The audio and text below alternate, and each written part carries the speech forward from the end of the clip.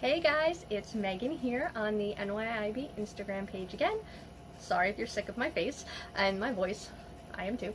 But today I'm here because we've been talking a little bit behind the scenes here at the school about starting to create maybe some videos where we answer really popular questions, give some clarification on things, maybe talk about certain products and treatments and modalities. You know, just taking our education and our knowledge and information and passing it along to all of you. So I'm in charge of the first video, and today what we're going to talk about a little bit is makeup artistry. Licensed versus unlicensed makeup artists. So it's a very, very, very, very common question in the admissions department. I used to get it all the time when I did that. I know they still get it today, and we constantly are getting phone calls and emails about it. And it's, hi, I want to be a makeup artist. What do I need? How do I become licensed in makeup? How do I become certified in makeup? So in New York State and in most states, there's no specific license just for makeup. You can't become a licensed makeup artist on its own, but in our state and in most states, you are required to have either an aesthetics or a cosmetology license. Makeup falls under the cosmetology umbrella. Really, it's no different in the eyes of the law. Makeup versus hairstyling versus skincare, your nail tech, waxing technician, all of those things require licensing. For some reason, people seem to separate makeup sometimes, and no, it's in there too.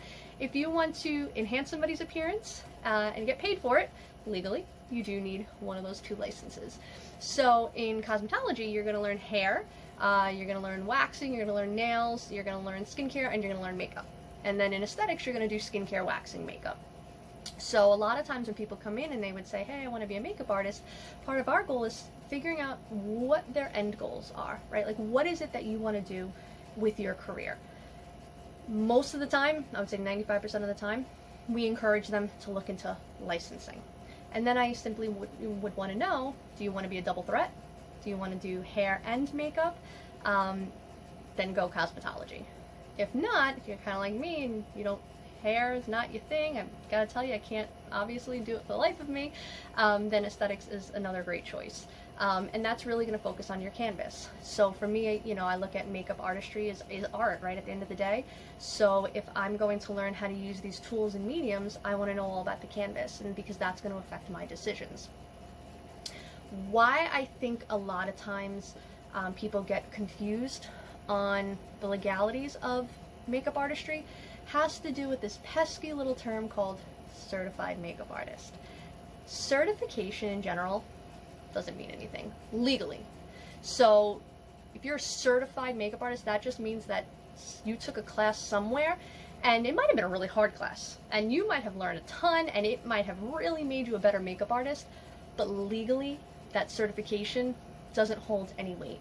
Without a license, without a cosmetology or an aesthetics license, you're not supposed to legally be out there doing that bride's makeup, doing prom, anything like that, working out of that salon or spa.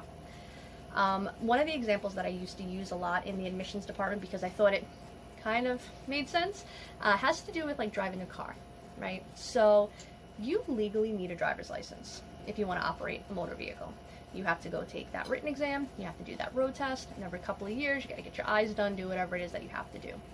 Legally, you want to drive your car, you have to have a driver's license, it's valid. Now, technically, can somebody without a driver's license get behind the wheel of a car and physically drive it? Yes. Should they? No. Is it dangerous? Yes. Are they running the risk of getting themselves into a lot of trouble if anything happens? 100%. That's kind of the way makeup is. Because I always hear, oh, I know so-and-so, she doesn't have a license and she does makeup and nobody says anything. They haven't been caught yet. They haven't had anything happen yet. But the laws are very, very, very clear. If you want to charge somebody to do their makeup, and they're going to pay you directly for that, you are required to have an aesthetics or a cosmetology license. And that is the law in the vast majority of the states. Now, that's not to say that you don't get beneficial, information and training from a certification. I am certified through Makeup Designer. I did take the Beauty Essentials course here at NYIB.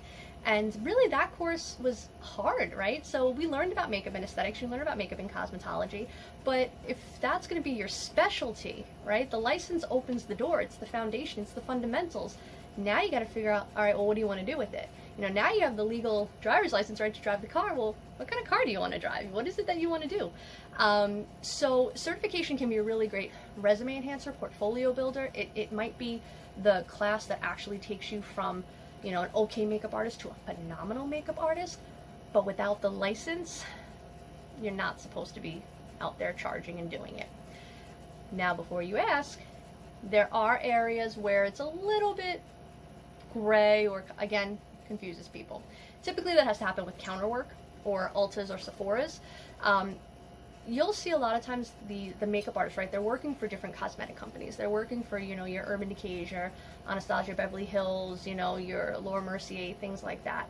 But really what they are is they're salespeople. They're product demonstrators. So you come in and you purchase X amount of product and you get a complimentary makeover, right? Oh, you want to go get your makeup done for an event? Okay, well, you have to go and spend X amount, again, maybe on foundation, concealer, this or that, and then you can get it done. But the way that the money's being exchanged, you're not walking into, you know, the counter at Macy's and saying, here's $100, do my makeup for prom. No, you're gonna walk in, you're gonna maybe buy $100 worth of product, and then they're gonna do your makeup. So a lot of times those places do not require licensing, but we have seen a shift actually in that part of the industry as well, where a lot of companies are making the choice to actually start requiring licensing for that as well. But it's something that we get all the time, so we just figured maybe we'd make a quick little video kind of explaining it, that yes, if you want to be a makeup artist, if you want to do weddings, we're Long Island, it's huge, there's weddings all the time, you need an appearance enhancement license, right? You need to be a cosmetologist or an esthetician. You want to work in a salon or a spa, cosmetologist or esthetician. You want to work for a counter in Macy's? Might not need a license just yet. Certified doesn't legally mean anything. It is not a license. You cannot walk into a, you know, top busy salon that's looking to hire and hand them your certificate. They're gonna say, well, what is this? You need to be a cosmetologist or an esthetician. If you guys have any questions, if you need more clarification, feel free. You can DM us on Instagram, you can shoot us an email, you can leave a comment. But it was just, you know, like I said, our first video.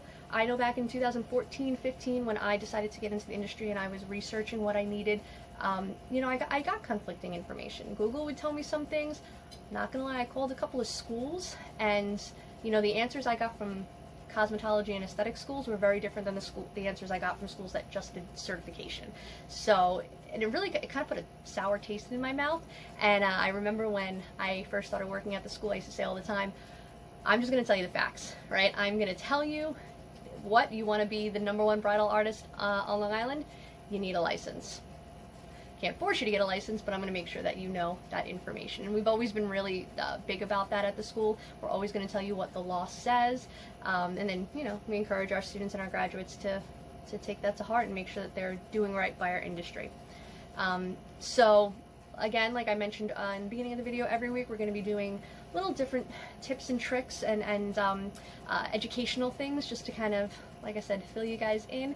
But this was meant just to be a quick one where we talk about the difference between licensed and unlicensed.